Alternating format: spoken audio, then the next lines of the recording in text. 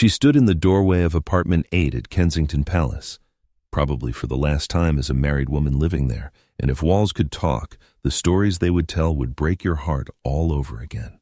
But here's what nobody tells you about Princess Diana's life. It wasn't the public moments that defined her tragedy.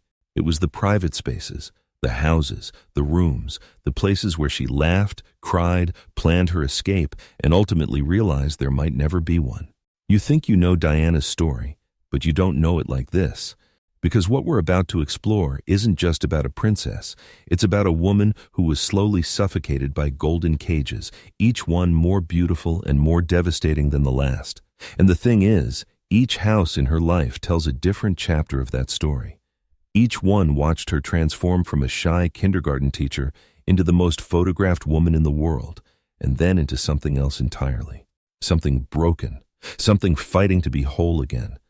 So forget everything you think you know. Forget the fairy tale.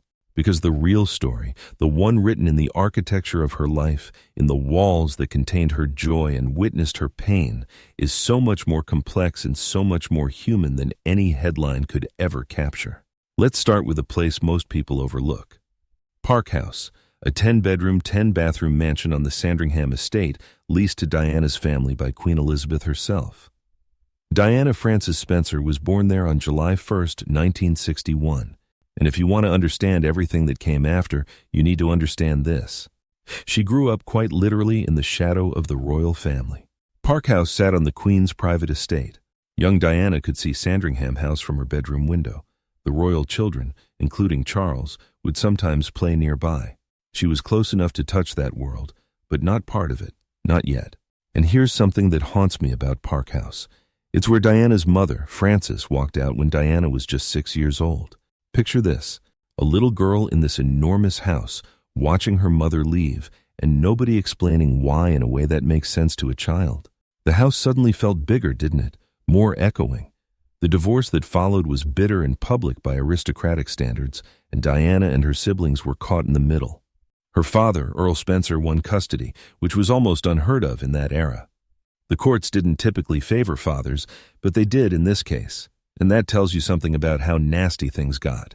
So Diana's earliest memories of home are mixed with abandonment, with the sound of adult arguments filtering through old walls, with trying to be good enough, quiet enough, perfect enough that maybe everyone would stay. Child psychologists will tell you that patterns established in childhood echo through our entire lives, and Diana's pattern was already being carved into stone. Love equals pain. Home equals loss. Being perfect equals survival. She spent her childhood in that house trying to become invisible and indispensable at the same time. She took care of her younger brother, Charles. She tried to keep the peace. She became what therapists now call a people pleaser, always scanning the room for tension, always trying to fix it. And Park House, with all its space and grandeur, became less a home and more a training ground for the role she didn't know she was preparing for. How to smile when you're breaking. How to function in a house that looks perfect from the outside but feels empty on the inside. How to live surrounded by luxury while feeling utterly alone. But then things shifted. In 1975, when Diana was 14, her grandfather died and her father became the 8th Earl Spencer. The family left Park House and moved to Althorp, the Spencer family seat in Northamptonshire. And if you think moving to an even bigger house helped, you'd be wrong. Althorp isn't just a house, it's 90 rooms spread across 13,000 acres. It's a statement. It's 500 years of history pressing down on you. It's portraits of ancestors in every hallway watching to make sure you live up to the name. Diana's bedroom at Althorp was large, but by her own later admission, it felt cold. The house was so vast that you could go hours without seeing another person. She was sent to boarding school not long after, first to Riddlesworth Hall and then to West Heath, so Althorp became more of a holiday destination than a home. But here's what's important. At both Park House and Althorp, Diana learned to live in spaces that weren't really hers, spaces that belonged to history, to family name, to everyone else's expectations. She was always a guest in her own life, and that feeling would follow her like a shadow. Now, fast forward to 1979.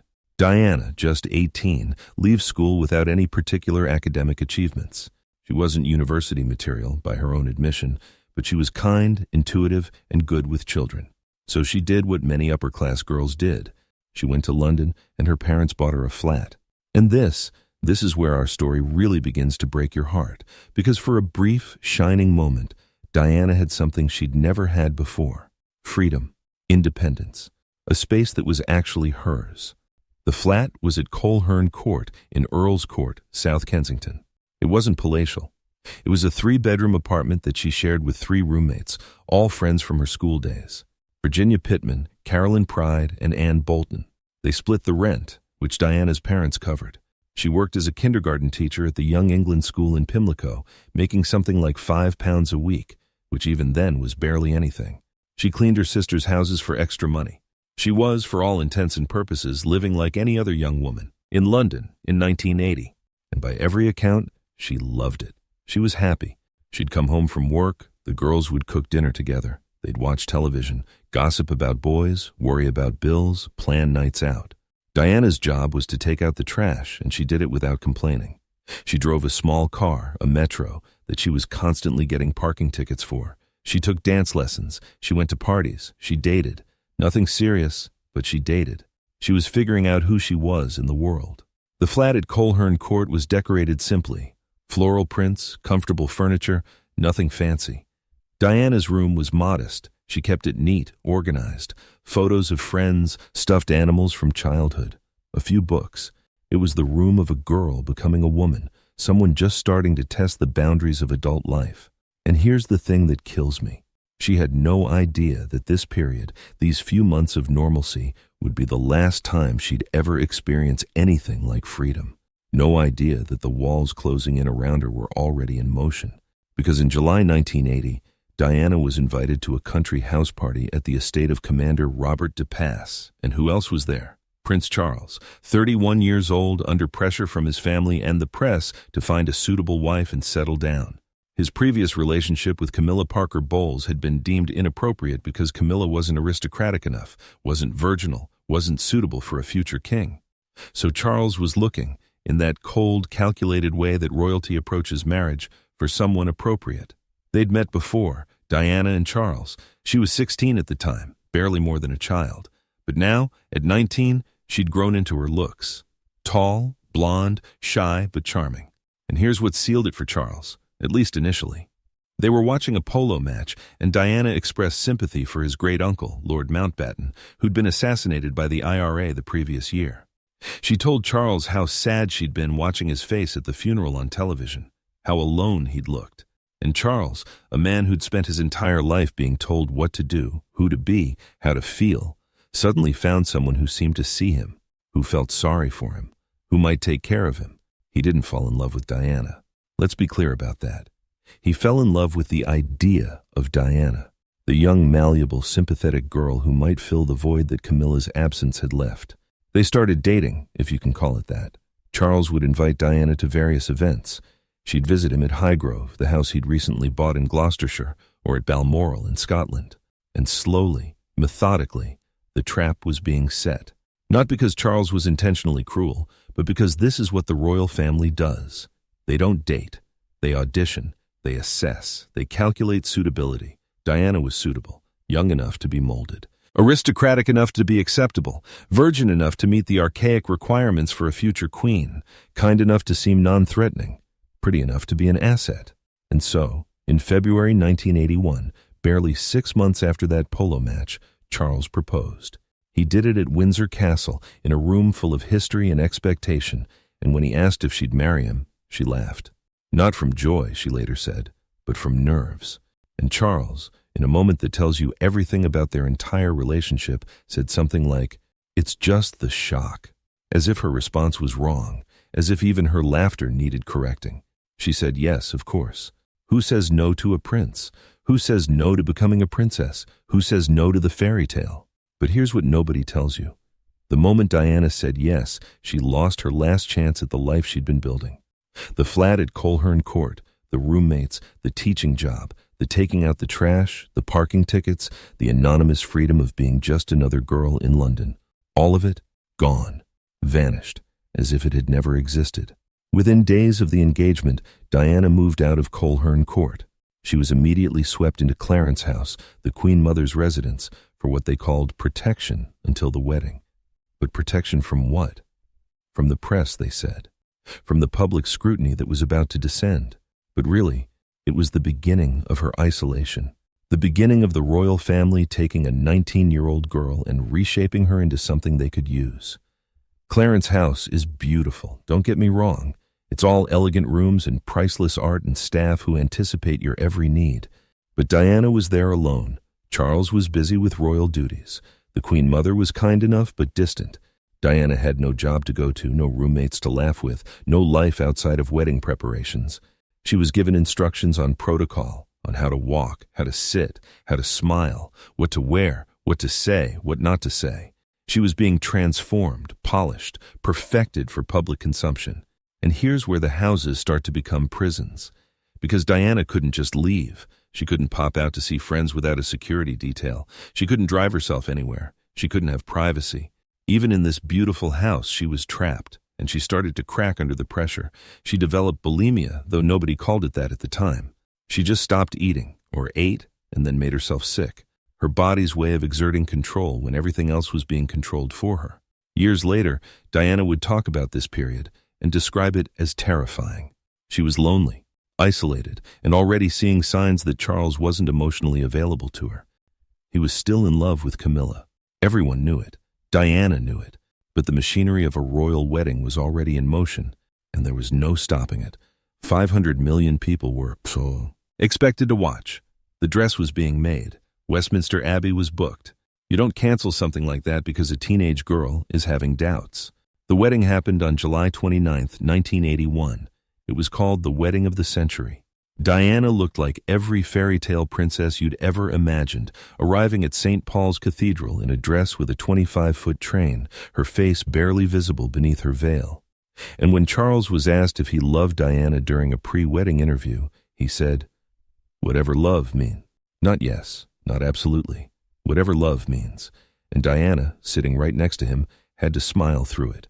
After the wedding, after the honeymoon, which was reportedly awkward and lonely, Diana moved into Kensington Palace, apartment 8 and 9 combined. And this is the house that would define her married life.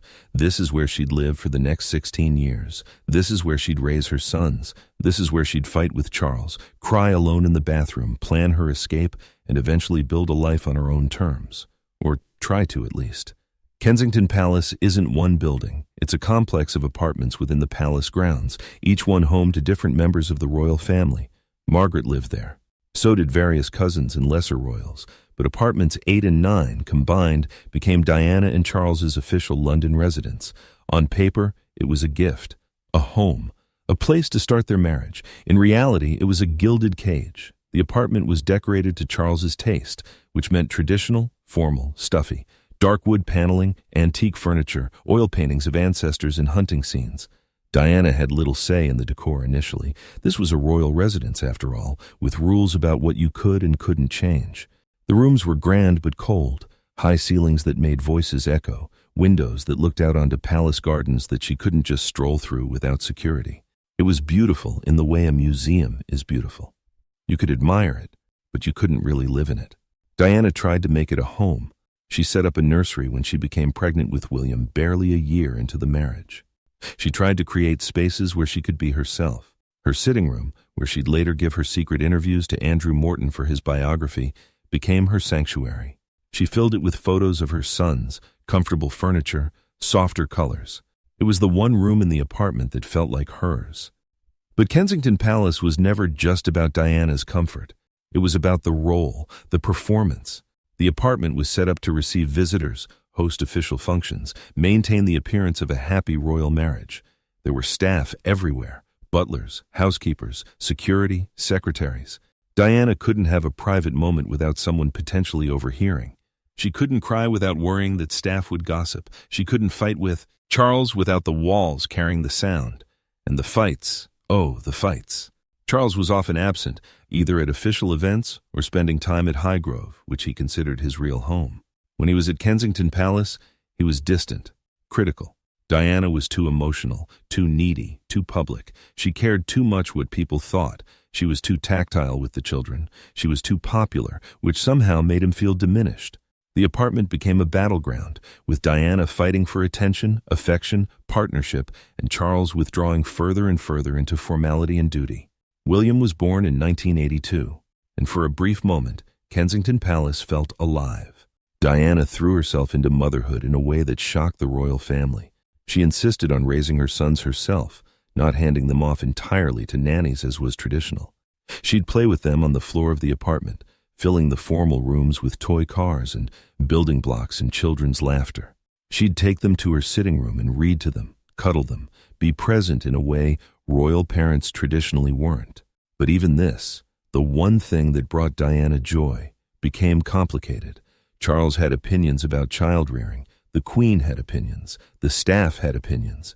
Everyone had opinions about how Diana should mother her children, and she was constantly being told she was doing it wrong. Too soft, too indulgent, too affectionate. In her own home, in the apartment that was supposed to be her domain, Diana couldn't even parent her children without criticism. Harry was born in 1984, and the pattern continued. Charles wanted a girl. He was disappointed Harry was another boy. He made comments about Harry's red hair, suggesting it didn't come from his side of the family, which was cruel and unfounded but hurt Diana deeply. The apartment became even more of a refuge for Diana and her sons, and even more of a place she wanted to escape from. Let's talk about Highgrove for a moment, because that house deserves its own chapter in this tragedy.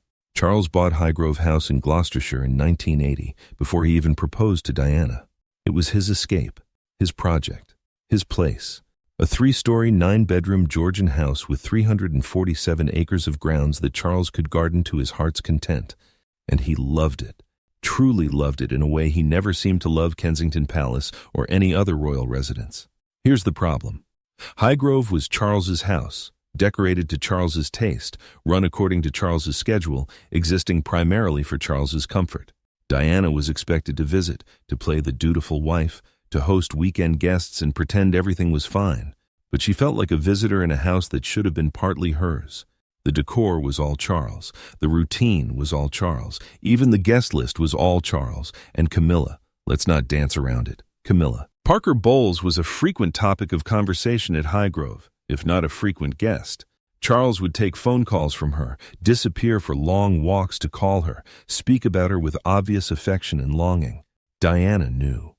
How could she not know? The signs were everywhere. Love letters, phone calls, the distance in Charles's eyes when he looked at Diana versus the warmth when Camilla's name came up. Highgrove became a torture chamber for Diana. She'd try to make it work, try to enjoy the countryside, try to be the wife Charles wanted. But how do you compete with a ghost? How do you win affection from a man whose heart has always belonged to someone else? She'd wander the gardens Charles had so carefully designed and feel utterly alone. She'd sit at dinner parties with Charles's friends, all of whom seemed to be on his side, and feel like she was drowning. There's a bathroom at Highgrove where Diana threw herself down the stairs when she was pregnant with William. She's talked about this publicly, so I'm not revealing anything secret. She was desperate, depressed, crying out for help in the only way she knew how. And Charles, according to Diana, just stepped over her to go horse riding, told her she was being dramatic, didn't take her pain seriously. Whether you believe that version of events or think Diana was exaggerating, the fact remains that Highgrove was a place of deep unhappiness for her. It represented everything that was wrong with her marriage. Charles's control, Charles's priorities, Charles's other love. The house itself was beautiful, but beauty doesn't matter when you're drowning. Then there were the other royal houses. Balmoral Castle in Scotland, where the royal family spends every summer. 50,000 acres of Scottish Highlands, and Diana hated almost every minute she spent there. Not because the castle wasn't grand, it absolutely was, but because Balmoral represented everything Diana found stifling about royal life. The endless formality, the shooting parties, the long dinners with Charles's friends and family, the expectation that she'd spend her days watching men kill things, and her evenings making polite conversation about absolutely nothing of substance. Diana was a city girl at heart. She liked people, energy, culture, causes. She wanted to be doing something meaningful. Balmoral was beautiful in a stark, lonely way, but there was nothing for Diana to do there except perform the role of princess, walk in the rain, admire the views, smile for the camera, pretend she was having a wonderful time when really she was counting the days until she could leave. The Queen loved Balmoral. Charles loved Balmoral. Diana felt trapped there. The castle is enormous, but somehow Diana always felt exposed. There was no privacy. The royal family all stayed there together, along with various guests and staff. Diana couldn't cry without someone noticing, couldn't skip an event without it being remarked upon, couldn't be herself for even a moment. And then there was Sandringham, the Queen's private estate in Norfolk. Ironic, isn't it? Diana grew up at Park House on this very estate, and now she was returning as an adult, as a princess, and hating every minute. Sandringham was where the royals spent Christmas, and those holidays were reportedly some of the worst times in Diana's marriage. Long, formal affairs with strict schedules and arcane traditions. Open presents at a specific time on Christmas Eve, not Christmas morning. Attend church whether you want to or not. Dress appropriately, act appropriately, be appropriate. Diana wanted to spend Christmas with her sons, creating warm, joyful memories. Instead, she had to navigate royal protocol and family tension. Charles would often be cold or absent. The Queen was formal and distant. Philip was reportedly harsh with Diana, criticizing her publicly when he felt she'd stepped out of line. The palace itself was drafty and cold, both literally and metaphorically. But here's where the story starts to shift, because Diana wasn't just a passive victim of these houses and the lives they represented. She fought back, slowly, carefully, but she fought. She started to reclaim Kensington Palace as her space. When the marriage was clearly failing, she redecorated. She brought in designers who understood her taste. More light, more color, more comfort. She created rooms that felt like hers. Her bedroom became her sanctuary. Pale colors, comfortable furniture, photos of William and Harry everywhere. It was the room of a woman reclaiming her identity. She set up her sitting room as her command center. This is where she'd meet with advisors, conduct secret interviews, plan her public relations strategy. Because Diana figured out something crucial. If she couldn't win the private war with Charles and the royal family, she'd win the public one. She'd use her charm, her beauty, her genuine compassion to become more popular than any of them. And she'd do it from apartment 8 and 9, Kensington Palace.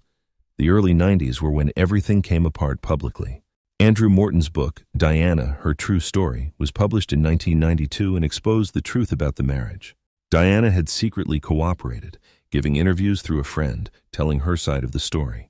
The book revealed her bulimia, her suicide attempts, Charles's affair with Camilla, the coldness of royal life. It was explosive, devastating, and it changed everything.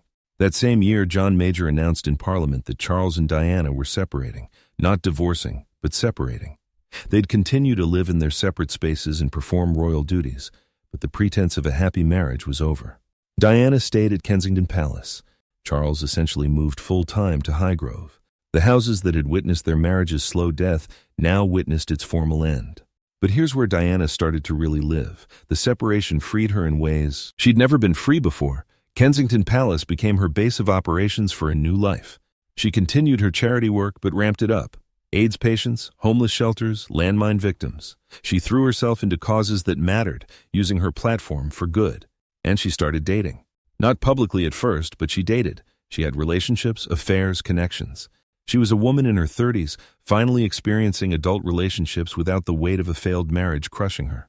The palace, her apartment, became a place where she could be herself. She'd have friends over, laugh, talk, plan. She'd spend hours with her sons when they were home from school, creating the kind of warm, loving home life she'd always wanted. William and Harry have both spoken about how their mother made Kensington Palace feel like a real home, despite all the protocol and security. She'd play music loudly, dance with them in the drawing room, let them be boys, messy and loud and full of life. But Diana also became increasingly isolated by her fame. She couldn't go anywhere without being mobbed. Photographers camped outside Kensington Palace constantly. They'd chase her car, which she often drove herself, through London streets. They'd use long lenses to photograph her through windows. The palace that was supposed to be her sanctuary became just another place where she was watched, scrutinized, judged. She talked about wanting to leave, to buy a house somewhere quiet, private, where she could just be Diana Spencer, not Princess Diana. She looked at properties. She dreamed of a cottage somewhere, maybe abroad, where the paparazzi couldn't find her, where she could garden, read, spend time with her sons without security and protocol and the constant weight of public attention. But she never got that house. She never got that peace. In the mid-90s, Diana did something remarkable. She negotiated her divorce on her own terms, with her own lawyers, refusing to be bullied or silenced. She gave her famous panorama interview with Martin Bashir in 1995, sitting in Kensington Palace, and told the world her truth. There were 3 of us in this marriage, so it was a bit crowded. That line, delivered in her sitting room, the room she'd claimed as her own, became one of the most famous quotes of the decade. The divorce was finalized in 1996. Diana lost her HRH title, but kept her apartment at Kensington Palace. She received a settlement of £17 million plus $400,000 a year for her office. She retained full access to William and Harry, and most importantly, she retained her freedom to live her life as she saw fit. Those final years, 96 and 97, Diana seemed to be finding herself.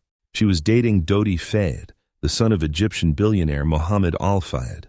The relationship was new, probably not serious in the long term, but Diana seemed happy, lighter. She spent time on Fayed's yacht in the Mediterranean, finally getting some of that privacy and peace she'd craved. She was photographed looking relaxed, smiling, swimming, enjoying life. She was also planning her future. She wanted to move her charity work forward, particularly her campaign against landmines. She'd just returned from Bosnia, photographed walking through minefields, bringing global attention to the cause. She had speaking engagements planned, a new direction for her life that would be about service, about meaning, about making a difference. Kensington Palace in those final months became a place of possibility rather than prison. Diana had redecorated again, making it lighter, more modern. She had plans to renovate further. She was thinking about the future, about what her life could be now that she was free from the constraints of her marriage. And then, August 31st, 1997, Paris, the Ritz Hotel, the Mercedes, the tunnel. And in one horrific moment, all those plans, all that possibility, all that future, gone. The news reached Kensington Palace in the early hours of the morning. Staff were woken, security was increased, and slowly, as dawn broke over London, the world began to realize what had happened. The People's Princess was dead at 36 years old. In the days that followed, Kensington Palace became a shrine. People came by the thousands, by the hundreds of thousands, to lay flowers, to cry, to mourn. The gates were covered in flowers, teddy bears, cards, messages. The gardens were filled with grief. It was unprecedented. The palace, which had been Diana's gilded cage and eventual sanctuary, became the focal point for global mourning. William and Harry were at Balmoral with Charles and the Queen when they heard. They had to fly back to London, to Kensington Palace, to prepare for their mother's funeral. Imagine being those boys, 15 and 12, walking into the apartment where they'd played with their mother, where she'd read to them, where she'd made them feel safe and loved, knowing she'd never walk through that door again. The funeral was at Westminster Abbey. Diana's brother, Charles Spencer, gave a eulogy that was both a tribute and an indictment. He spoke about Diana's vulnerability, her insecurity, her need for love, and he spoke about protecting William and Harry from the same forces that had destroyed their mother, the same anguish and hurt that had come from being royal. And at Kensington Palace, where thousands had gathered to watch the funeral on screens, people applauded. Inside Westminster Abbey, it was silent. But outside, at Diana's home, people clapped for a speech that essentially blamed the royal family for her death. Diana was buried at Althorpe, the Spencer family estate where she'd spent part of her childhood, not in the family crypt, but on an island in the middle of a lake on the grounds. Private, peaceful, unreachable. Her brother said it was to protect her grave from gawkers, but it feels symbolic, doesn't it? Even in death, Diana is separated, isolated, kept apart. Kensington Palace stood empty for years after Diana's death. Apartment 8 and 9 were closed. The rooms where she'd lived, loved, fought, cried, raised her sons, all of it sealed away like a time capsule. It was too painful, too raw. The royal family didn't know what to do with it. Sell it, rent it, turn it into a museum? Each option felt wrong. Eventually, parts of the palace were open to the public. You can visit now and see some of Diana's rooms, carefully curated exhibitions about her life. Her dresses on display, including that wedding dress, photos of her charity work, videos of her speeches. It's beautifully done, respectful, but it's also heartbreaking. Because you're walking through the bones of a life, the physical spaces where a woman tried desperately to be happy and too often failed. William eventually moved into a smaller apartment at Kensington Palace with Kate and their children. Not the same apartment, but close. There's something poignant about that. William, who watched his mother suffer in these rooms, chose to raise his own family here. Maybe reclaiming it, maybe honoring her, maybe both. Harry lived there for a while too, before moving to Nottingham Cottage on the grounds with Meghan, and later leaving the UK entirely. He's spoken about how Kensington Palace reminds him of his mother, both the good memories and the painful ones, how he can still see her in certain rooms, hear her laugh, remember her presence. Highgrove is still Charles's home. He still gardens there, still entertains there. Camilla is now his wife, and they live there together. The house that Diana hated, that represented everything wrong with her marriage, is now the happy home of Charles and the woman he always loved. I don't say that with judgment, just observation. It's the ultimate irony, isn't it? Althorpe, where Diana is buried, has become a place of pilgrimage. Every year on July 1st, her birthday, and August 31st, the anniversary of her death, people make the journey to Northamptonshire to pay their respects. You can't reach the island where she's buried, but you can visit the estate, see the museum dedicated to her life, walk the grounds where she played as a child. Her brother, Charles Spencer, still lives at Althorpe. He's the 9th Earl Spencer now, keeper of the family legacy, including Diana's. He's written books about her, given interviews, protected her memory. But there's a complexity there too. He admitted years later that he regrets not offering Diana a house on the Althorpe estate when she asked, shortly before her death. She wanted a place to escape to, and he said no. He had his reasons, concerned about security and media intrusion, but he's lived with that refusal ever since. So what do all these houses tell us about Diana? What can we learn from the physical spaces that contained her life? They tell us that gilded cages are still cages, that beauty and wealth and privilege don't equal happiness, that you can live in palaces and feel utterly alone. They tell us about a woman who was trapped by circumstances, by expectations, by a role she was too young to understand when she accepted it. But they also tell us about resilience, about fighting back, about a woman who refused to be destroyed, even when the walls were closing in. Diana took spaces that were meant to control her and slowly, painfully, reclaimed them as her own. She turned Kensington Palace from a prison into a home. She created sanctuary in the midst of scrutiny. She found ways to be herself, even when the world was telling her who to be. And perhaps most importantly, these houses tell us about love. Diana's love for her sons is written all over Kensington Palace. In the nursery, she insisted on decorating herself. In the playroom, filled with toys and laughter. In the sitting room, where she'd cuddle with William and Harry and make them feel like the most important people in the world. Whatever else was going wrong in Diana's life, she made sure her sons knew they were loved. William and Harry have both been remarkably open about their mother's legacy, and central to that legacy is the idea of home. Not the palace, not the protocol, but the feeling of being home. Diana gave them that. Despite everything she was going through, despite her own pain and struggles, she made sure her boys felt safe and loved and valued. There's a quote from William where he talks about coming home from school and hearing his mother's laugh before he even saw her, how that sound meant everything was okay. That's what home is supposed to be, isn't it? Not the building, not the furniture, but the feeling, the safety, the love. Diana never found that for herself, not really. She spent her entire adult life looking for it, a place where she could be herself, be accepted, be loved for who she was rather than what she represented. She got glimpses of it, moments of peace and happiness, but never the lasting security of true home. The houses that watched her life, from Park House to Kensington Palace, all contain pieces of her story. The abandoned child, the teenage princess, the struggling wife, the devoted mother, the woman fighting for her identity, the humanitarian finding her purpose. They're all there, layered in the walls, echoed in the rooms. If you visit Kensington Palace today, you can stand in the same rooms Diana stood in. You can see the views she saw, walk the halls she walked, but you won't feel what she felt. You can't. The lived experience of being Diana, of being trapped in beauty, of being the most famous woman in the world and feeling utterly alone, that's not something you can visit or understand from the outside. What you can do is recognize the complexity. Diana wasn't a saint. She was manipulative at times, emotionally volatile, difficult. But she was also kind, compassionate, ahead of her time in so many ways. She was a woman trying to survive impossible circumstances, and she did it with more grace than most of us could manage. The houses tell that story better than any biography could, because houses don't lie, they don't spin, they just exist as witnesses to the lives lived within them.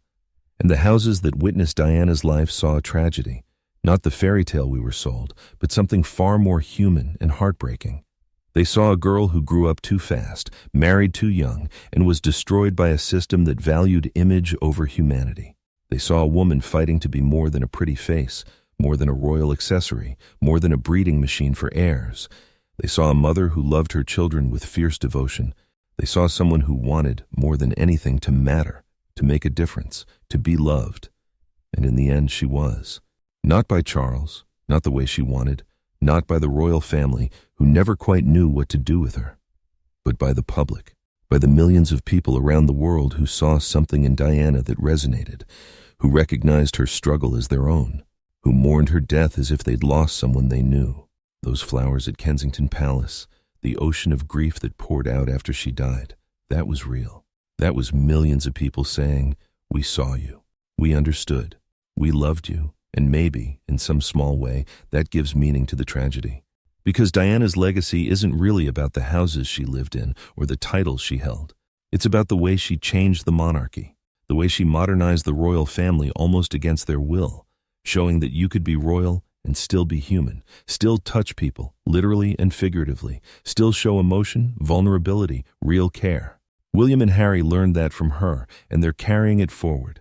William with his quiet dignity and genuine compassion, Harry with his raw honesty about mental health and trauma. Neither of them would be the men they are without Diana's influence, without the example she set in those houses, in those private moments when it was just a mother and her sons. So when you think about Princess Diana, don't just think about the wedding dress or the landmines or the divorce. Think about the houses. Think about Park House and a little girl watching her mother leave. Think about Coleherne Court and a young woman tasting freedom for the first and last time. Think about Clarence House and the isolation beginning. Think about Kensington Palace and all it represents, prison and sanctuary and everything in between. Think about Highgrove and loving someone who doesn't love you back. Think about Balmoral and Sandringham and performing happiness when you're dying inside. Think about Althorpe in an island in a lake, peaceful at last. These houses watched it all, the joy and the pain, the public triumph and the private anguish, the moments of real connection and the long, lonely nights. They're still there, most of them, still standing, still holding their secrets. And if walls could talk, the stories they would tell would break your heart all over again. But maybe that's the point. Maybe the heartbreak is what makes the story matter. Because Diana's life, for all its glamour and tragedy, was fundamentally human. She wanted what we all want, to be seen, to be valued, to be loved, to find a place in the world that feels like home. She spent 36 years looking for that, moving through houses that were never quite right, never quite hers. And maybe she never found it, not really.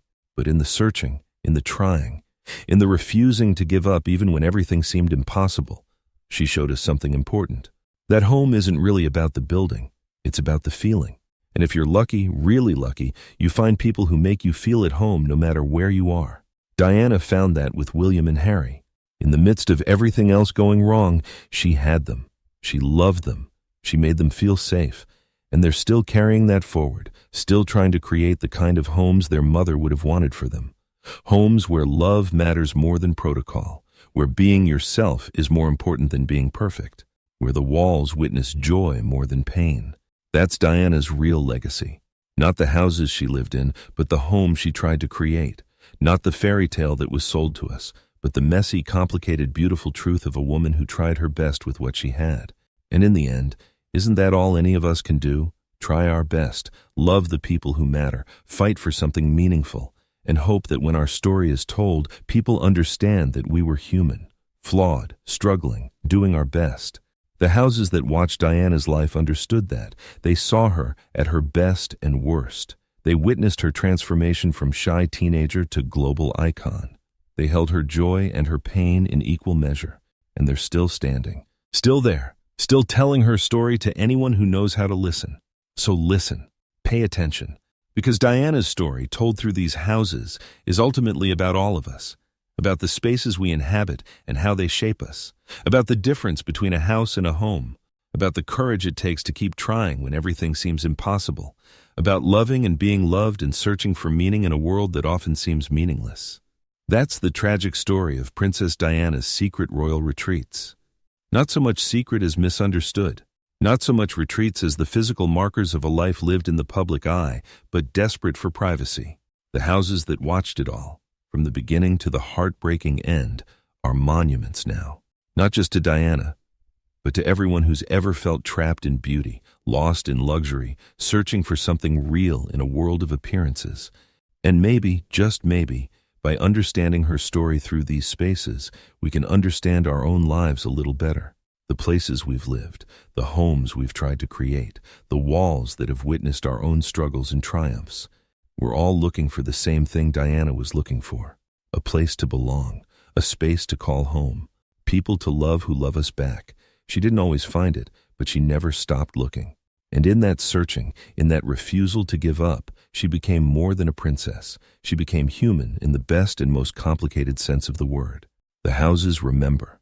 They always will, and as long as they stand, Diana's story will continue to be told. Not the fairy tale, not the tragedy, but the truth. Complex, painful, beautiful, and ultimately, deeply human.